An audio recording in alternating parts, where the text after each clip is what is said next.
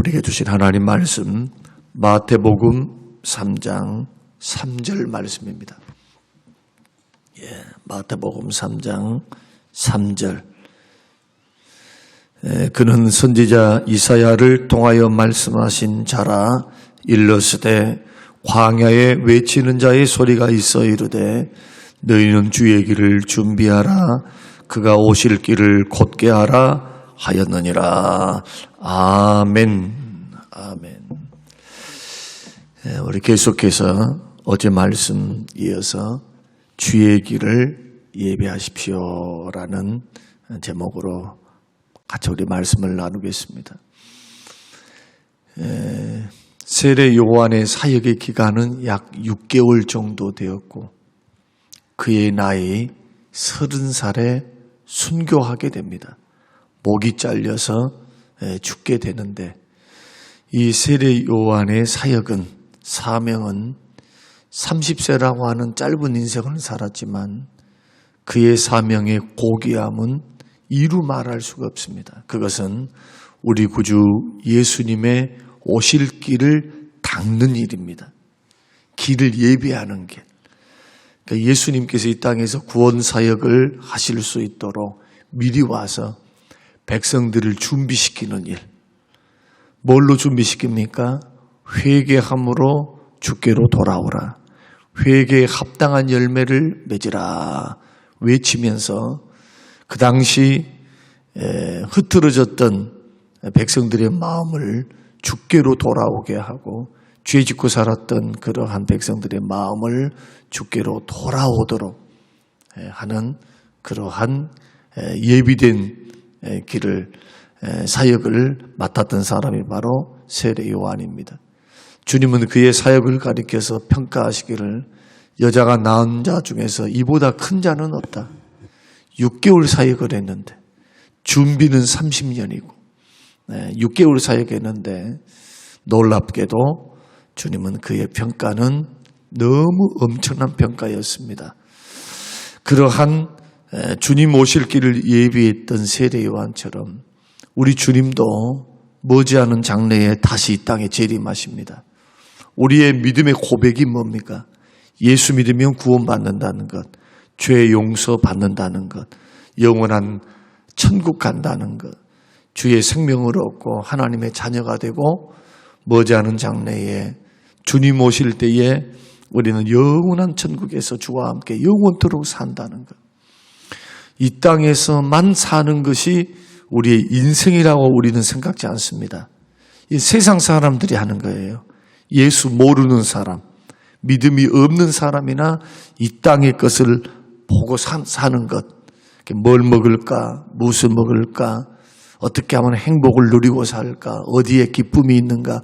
세상 속에서 모든 것을 발견하려고 하지만 예수 믿는 사람은 이 세상에 살면서도 열심히 공부도 하고 열심히 가정생활도 하고 직장생활도 하지만 언제든지 떠날 준비하는 것. 우리가 떠나서 어디로 갑니까? 영원한 천국 갈 준비하는 것. 이것이 우리들의 믿음이에요.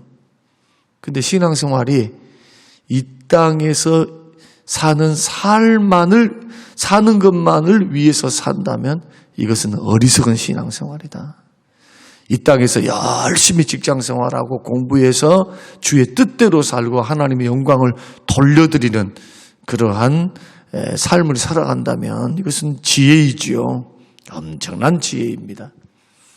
그러나 이 땅에서 우리는 머물러 있을 사람들이 아니고 주가 예비하신 영원한 천국에 들어갈 사람들이고 그리고 우리가 살아생전 어느 때에 어느 시간에 일지를 몰라도 예수님이 이 땅에 다시 오시게 됩니다.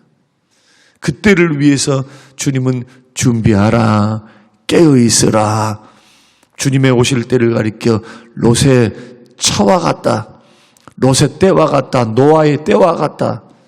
도적같이 오시리라. 주님 말씀하셔서 예수 믿는 사람들은 믿음으로 깨어있어야 돼. 믿음으로.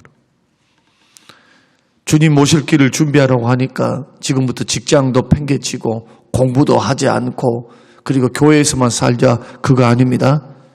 그렇게 사는 것 아니에요.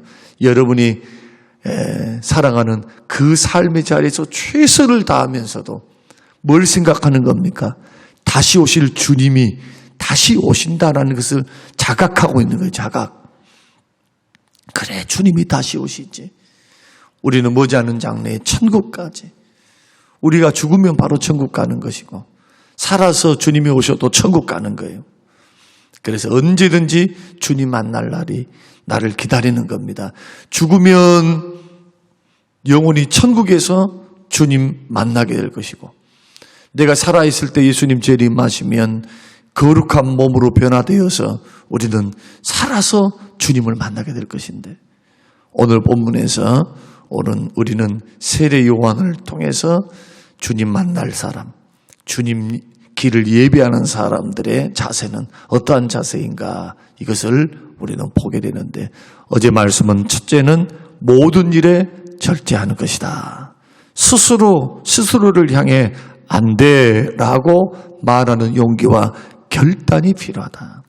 이제 그만해야 된다는 거예요. 그러니까 너무 지나치는 것은 과유불급이다. 지나친 것은 모자란 맛도 못해요. 그러니까 믿음으로 살고 오직 예수로 사는 그 삶은 굉장히 중요한 삶이에요. 여기에도 삶의 균형을 이루어야 됩니다. 믿음으로 살기 때문에, 믿음으로 기도했기 때문에 열심히 노력하셔야 돼요. 기도했다라고 하는 것은 이제부터는 내 할 일 안 해도 된다는 것이 아닙니다. 일하지 않는 자는 먹지도 말라고 말씀하시죠. 열심히 기도하면서 그 기도의 비전대로 열심히 준비하는 것. 그래서 믿음 좋은 사람들은 기도도 열심히 하지만 준비도 열심히 해야 돼요. 계획도 하고 주의 뜻을 찾고 열심히 미래를 위해서 대비를 하고 노력하고 전도하고 자기 비전이 큰 것만큼 준비하는 것, 이것은 신앙생활의 균형을 이루는 것이 되는 것입니다. 그래서 모든 일에 절제한다라고 하는 것은 신앙과 삶의 조화와 균형을 이루는 삶을 이루는 것을 말합니다. 한쪽에 너무 치우쳐 있으면 안 돼요. 믿음 생활은 뒷전이고 자기 일만 준비하는 것도 어리석은 일이고, 또한 믿음 생활에 최선을 다한다고 교회에서 최선을 다해 살면서도 자기 일은 뒷전이요. 자기에게 주신 직업의 소명이 있고 자기 위치에서 지금 해야 할 일이 있습니다. 그게 학생이면 공부해야 되고 직장인이면 직장인을 열심히 해야 되고, 이 두 가지가 함께 균형을 이루어야 돼요. 그러나 그 중심에는 뭐가 있습니까? 예수 그리스도를 믿는 믿음이 있어야 된다. 그 믿음을 중심으로 우리가 절제할 줄 아는 것. 특히 취미 생활, 죄된 생활, 그리고 세상에서 살아가는 삶에 대해서는 절제가 필요해요. 할 일이 너무 많잖아요. 먹을 게 너무 많고 놀 것 너무 많고 돈이 있으니까 이곳저곳으로 막 돌아다니면 여행할 수 있는데 그것도 절제가 필요해요. 이 취미생활이 믿음생활에 방해가 된다면 절제할 줄 알아야 된다는 거예요. 일을 열심히 한다는 게, 먹고 산다는 게, 돈 번다는 게 자꾸 믿음을 갉아먹어. 예배를 못 드려요. 기도생활을 방해해요. 신앙생활을 방해하고 순예배를 못 나와. 그런다면 최고의 보라는 거예요. 일만 하려 하지 말고 여러분의 영혼을 단장하는 일, 영혼을 강하게 하는 일, 그 일에 투자를 해야죠. 투자를. 건강을 위해서는 부지런히 투자도 하고 좋은 것도 먹고 운동도 하면서 영적인 운동, 영의 양식을 위해서, 영의 호흡을 위해서, 영의 건강을 위해서 투자는 안 하려고 해요. 그런데 어떻게 신앙적으로 건강하게 자라갈 수 있겠는가? 그런 준비를 가지고 주님을 맞이할 수 있겠는가? 그 절제가 필요한 거예요. 일도 적당하게. 일의 노예가 되지 말고. 이러한 지혜를 가지고 사는 것은 바로 재림하실 주님, 다시 만날 주님, 내가 죽었을 때 다시 주를 만날 때를 바라보며 우리의 신앙과 삶을 준비하는 것. 이게 절제 생활이라는 것입니다. 두 번째는 겸손한 마음입니다. 오늘 우리가 읽지는 않았습니다마는 3장 1절에서 12절 말씀 보면은 예수님에 대해서는 한없이 찬양하고 칭찬하고 높여드리고 자기에 대해서는 한없이 낮춥니다. 지금 인기 절정에 있었던 사람이 세례 요한입니다. 그런 엘리야의 심령을 가지고 바리새인과 사두개인과 다른 길을 걸어갑니다. 어떤 길을 걸어갑니까? 메뚜기와 석청을 먹고 회개의 세례를 선포하면서 그런 백성들과 더불어서 가난을 경험하면서 가난하게 살면서 광야에서 외치면서 회개를 외쳐요. 선지자의 심령을 가지고 그 마음을 가지고 그렇게 수많은 백성들이 와서 세례를 받습니다. 회개의 세례를 받아요. 그때 회개에 합당한 열매를 맺으라 외치면서도 앞으로 나는 물로 세례를 주지만 앞으로 오실 일은 성령으로 세례를 주실 분인데 나는 그의 신들매를 신발을 들기도 감당하지 못하고 신발을 풀기도 감당하지 못한다. 그는 흥해야 하고 나는 쇠하여야 하리라. 그는 살아나야 하고 나는 죽어야 하리라. 그분은 성령으로 세례를 주신 분이다 하면서 자꾸 포커스를 누구에게 맞춥니까? 포커스를 자꾸 예수님께 맞춘 거예요. 예수님께. 이 부분이 굉장히 중요합니다. 자신은 철저히 낮아서서 겸손하게 자신은 사라지고 오직 그리스도만 드러내는 것. 그래서 11절에 보면 세례 요한이 예수님을 칭찬합니다. 내 뒤에 오시는 이는 나보다 능력이 많으시니 나는 그의 신을 들기도 감당하지 못한다. 이때 예수님은 어떤 상태에 있었느냐? 예수님을 깎아내리고 심지어 죄인으로 몰아갈 때예요. 예수님이 지금 공생애를 시작하고 마귀에게 시험을 받으려 광야에서 사단에게 40일 금식한 후에 시험을 받으시죠. 그리고 나와서 복음을 증거합니다. 그때 갈릴리 출신이라고 하는 그 사실 때문에 주변 사람들이 갈릴리에서 선한 것이 나올 수 있는가? 예수님이 제자를 부르려고 할 때 나다나엘과 같은 사람들은 그렇게 말할 정도로 예수님은 인기가 없었어요. 그런데 그 상황 속에서 예수님이 하나님의 아들 되심과 그분이 메시아 되심을 알아본 세례 요한은 한없이 예수님을 높이고 자기를 낮춥니다. 여러분, 우리들이 예수님이 오실 길을 예비하고 다시 오실 주님을 맞이할 수 있는 그러한 준비는 뭐냐? 그 마음의 자세는 겸손한 마음가짐입니다. 겸손한 마음이 필요해요. 목사도요, 나이가 들어가면 들어갈수록 겸손하면 겸손할수록 그 인격이 아름다워지지만 나이가 들고 경력이 들었는데 점점 교만해지면 추해집니다. 목사같이 나이 들어서 교만 떨거나 거만하거나 이렇게 되면 주님 보시기에도 성도들이 보기에도 주변 사람들이 보기에 그것만큼 추악한 게 없어요.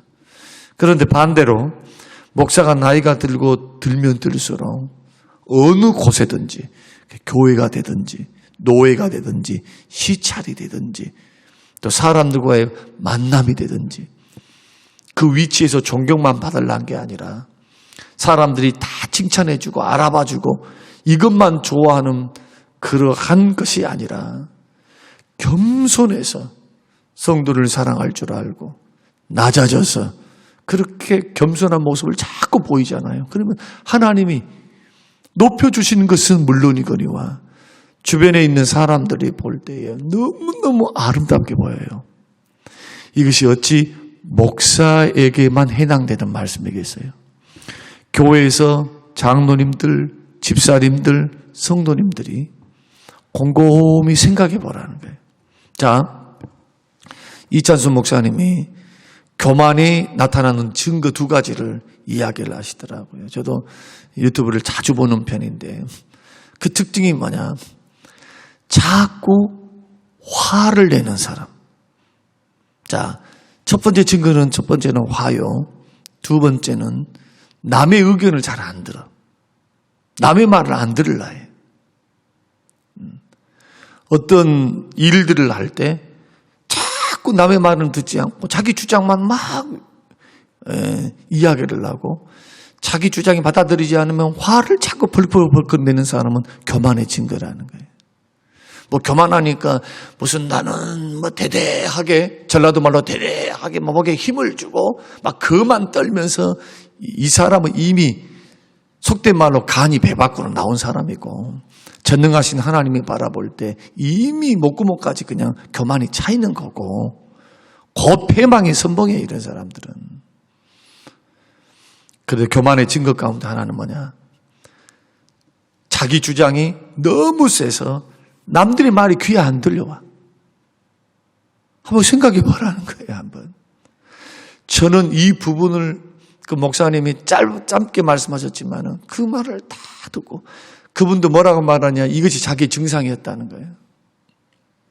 자기의 증상. 교회가 커져가고 그리고 많은 사람으로부터 은혜 받는다는 소식을 듣고 유튜브의 조회수가 또 구독자가 많아지고 교회에서 열심히 최선을 다해서 굉장히 열정이 많은 분이에요. 그분이 은퇴를 이제 얼마 남기지 않았지만은 참 보면서 어떻게 60 후반이 되었는데도 저렇게 열정적으로 사역하고 비전과 꿈을 향하여 나아갈 수 있는가?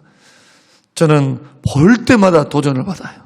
볼 때마다 주야 하면서 열심을 붓고 주를 섬겨가야 되겠다라고 하는 그러한 도전을 받는 목사님 중에 한 분이 이제 이찬순 목사님인데 이러한 부분을 보면서 저는 많은 반성을 하게 돼요. 그래도 성도님들한테는 그렇게 안 해요, 제가. 성도님들한테는. 조심하라 하고, 기도하라. 노예 가서도, 시찰에 가서도 그러지 않아요. 그런데 교회 안에 부교육자들과 더불어서 사역을 할 때는 그것이 잘 순간순간 그런 모습이 나오지 못한 나의 모습을 보면서 왜 성도들한테 하는 것만큼 못할까? 이제 편하기 때문이기도 하고 또 실수하는 것이 교회에서 한 번의 실수는 뭐가 되느냐 하면은 그것이 그냥 실수로 끝나지 않습니다. 담임 목회하는 과정 속에서 주변이 실수를 해서 하나가 고장이 나면은 하나가 안 되면은 그것이 200명, 300명 되는 성도들에게 영향을 미치게 돼요. 그래서 굉장히 그런 부분에 있어서 예민하게 생각하고 주일날 예배에서 방송이 되든 영상이 되든 어떤 부분이 흐트러져 있고 안 돼 있으면 이것은 예배 준비가 미흡한 것이 되는 거예요. 그래서 장로님들에게도 신신당부합니다. 예배는 철저히 준비되어야 합니다. 맡은 일에 최선을 다해달라고. 그러다 보면은 사람들이기 때문에 실수를 할 수가 있어요. 그때 이제 중요한 거예요, 이제. 이것이 나를 향한 하나님의 다듬으심이구나 생각하면서 저는 사실은 회개하는 마음으로 이런 말씀들도 준비하고요. 야, 나도 모르는 사이에 너무 풀어졌구나. 더 겸손한 모습, 더 하나님 앞에 아름다운 모습으로 서야 하겠구나 라는 생각을 합니다. 여러분도 마찬가지일 거예요. 성도들에게는 잘할 거예요. 그러나 나와 편한 사람들, 나와 같이 일하는 사람들에게 순간순간 그런 모습들이 보이지 않겠습니까? 이런 모습들이 보일 때 어떻게 하라는 겁니까? 이런 모습들이 보일 때 한번 점검해 보라는 거예요. 이 부분이 훈련되어야 할 부분이다. 그러면 주님 다시 오실 그날을 바라보면서 겸손하게 서는 모습, 이런 모습으로 여러분 서게 되시기를 주의 이름으로 축원드립니다. 겸손의 정점은 뭐냐? 나는 죽고 주는 살고 나는 낮아지고 주님은 높아지는 거예요. 이것이 언행심사 가운데 모든 부분에 모든 곳에서 이루어지시기를 바라고요. 과거에는 가정에서 잘 안 됐어요. 지금도 훈련되는 과정 속에 있습니다만은 가정에서도 이것은 철저히 깨어지고 다듬어져야 될 부분이다. 또 위로가 되는 것은 이찬수 목사님도 그렇게 은혜로운 분들도 그 부교육자들이 나가서 그 목사님에게 막 욕하고 돌아다니는데, 저도 부교육자 생활을 15년 했습니다만은 이제 담임 목사가 돼서 철이 들어서 이제 그렇지 않습니다만은 그 위치에서 보면은 어떻다라고 하는 것을 이제 깨닫는 입장이기 때문에 지금은 거저 같은 목사님들을 존경하고, 그리고 벌써 15년 동안 섬기고 있어요. 매월. 너무 고마워서. 나왔을 때는, 순간적으로 나왔을 때는 참 원망하는 마음도 있었고, 정말 15년 동안, 11년 동안 한 교회에 있기도 했거든요. 근데 이런저런 생각과 마음들이 있었어요. 그러나 개척을 해보고 담임 목사로 이제 시간이 지나가면 갈수록 이것이 은혜였구나, 훈련이었구나, 이렇게 깨닫는 것이 이제 우리들의 목회의 여정이다 생각이 들어집니다. 그러나 중요한 것은 모든 것에 절제할 줄 알고, 그리고 어떤 사람에게든지 겸손함으로 우리가 서는 것, 이것이 다시 오실 주님, 그 주님을 맞이할 수 있는 중요한 준비가 된다. 마지막으로는 의로움입니다. 의로움. 회개에 합당한 열매를 맺으라. 세례 요한이 만약에 회개에 합당한 열매를 맺으십시오 하면서 외쳤다면, 우리 주님의 평가를 보십시오. 자기는 의롭지 않고 자기는 거룩한 생활을 하지 않고 회개에 합당한 열매를 맺으라. 입술로만 회개하지 말고 회개를 통해서 변화를 가져와라. 이렇게 말을 했다면 우리 주님이 평가가 다르겠죠. 바리새인과 처럼 세례 요한을 보실 때 외식하는 자다, 이중인격자다, 그렇게 말할 거라는 거예요. 그런데 우리 주님은 그를 인정하십니다. 인정하세요. 그럼 뭘 반증합니까? 자기도 회개 생활을 했다는 거예요. 세례 요한이라고 죄가 없었겠습니까? 광야에 살면서도 사람 마음속에는 죄성이라는 게 있어요. 그러나 점점 회개함으로 자기의 삶을 고친 겁니다. 회개의 뜻은 뭐냐? 뉘우친다는 게 아니에요. 뉘우치는 것은 회개에 포함되어 있는 겁니다. 회개라는 것은 삶을 고치는 겁니다. 삶을. 언어를 고치고 행동을 고치고 생각을 고치고, 자꾸 불평 원망했던 사람은 불평 원망을 딱 끊는 거예요. 입에서 감사하고 기뻐하고 주의 말씀대로, 또 악은 모양이라도 버려가고 못된 성품과 못된 생활, 잘못된 생활, 중독된 생활, 이것을 끊어가는 것, 이것이 의로움, 회개에 합당한 열매가 되는 겁니다. 사람에게는요, 나름대로 향기가 있어요. 사람에게는. 그래서 인격에서 나오는 향기가 있다. 깨끗한 생각을 자꾸 품고 있는 사람, 그리고 깨끗한 마음을 가지고 있고 깨끗한 행동을 자꾸 하는 사람들, 은연중에 그 인격이 나타나요. 인격이. 뒤에서 모사를 꾸미는 사람들은, 앞에서는 그렇지 않고 뒤에서 모사를 꾸미는 사람들은 안 그럴 것 같은데 다 드러나. 겉다르고 속다르면 그것도 다 드러나요. 더러운 생각, 악한 생각을 품은 사람들은 고약한 인간 냄새가 막 나는 거예요. 그러니까 교회 안에서도 아름다운 그리스도의 향기가 드러나는 사람이 있고, 말을 하거나 행동을 할 때도. 그러나 고약한 인간 냄새를 품고 있는 사람들, 이런 사람들은 자기도 모르는 사이에 향기를 막 품고 있는 거예요. 만약에 마음에 사랑하는 마음이 있다면 아침 공기처럼 신선한 향기가 나와요. 그다음 미움과 질투의 마음을 갖고 있으면 악취가 풍겨요. 자기도 모르는 사이에 그 향기가 자꾸 스멀스멀 온다 이거예요. 여러분은 어떤 향기를 품기고 있습니까? 우리는 그리스도의 향기를 품어야 될 줄로 믿습니다. 그리스도의 향기가 자꾸 나오도록 이것은 우리의 노력입니다. 우리는 말씀과 기도를 통해서 자꾸 자기 자신을 쳐서 복종시키고 자기 자신이 날마다 죽어서 그리스도의 향기와 그리스도의 편지가 되기를 위해 우리가 애쓰고 회개하고 말씀으로 자기를 연단하고 기도하면서 우리가 준비해야 될 것, 이것을 계시록에서는 깨끗한 세마포 입는다. 흰옷 입는다. 흰옷. 깨끗한 주의 보혈로 씻어진 깨끗한 옷을 입는다. 이것은 예수 그리스도를 믿음으로 우리가 온몸이 씻음 받아서 세마포를 입고 날마다 발을 씻듯이 자범죄에 대해서는 회개함으로 다시금 돌이키고 다시금 죄를 끊는 생활을 통해서, 회개 생활을 통해서 우리가 주님 오실 날을 준비하는 것, 이런 생활을 해야 죄가 여러분들을 지배하지 않아요. 자꾸 회개 생활을 끊어야 돼. 자꾸 회개 생활을 해야. 그러나 버려두면 죄가 여러분을 지배해서 죄된 습관이 붙게 됩니다. 그러면 적은 죄로 남아있는 게 아니라 큰 죄로 발전해요. 큰 죄로. 점점 죄가 커져요. 그리고는 결정적으로는 들통이 나. 들통. 그렇게 해서 예수 믿는 사람들은 하나님의 연단과 징계를 받게 돼요. 그래서 차단하는 것, 끊는 것, 그게 바로 회개 생활이다. 날마다 말씀 앞에, 날마다 그리스도 앞에, 십자가 앞에 머물러 서서 언행 심사를 다시 한번 돌아보면서, 그래서 하루하루 돌아보는 시간이 바로 새벽 시간에 돼야 돼요.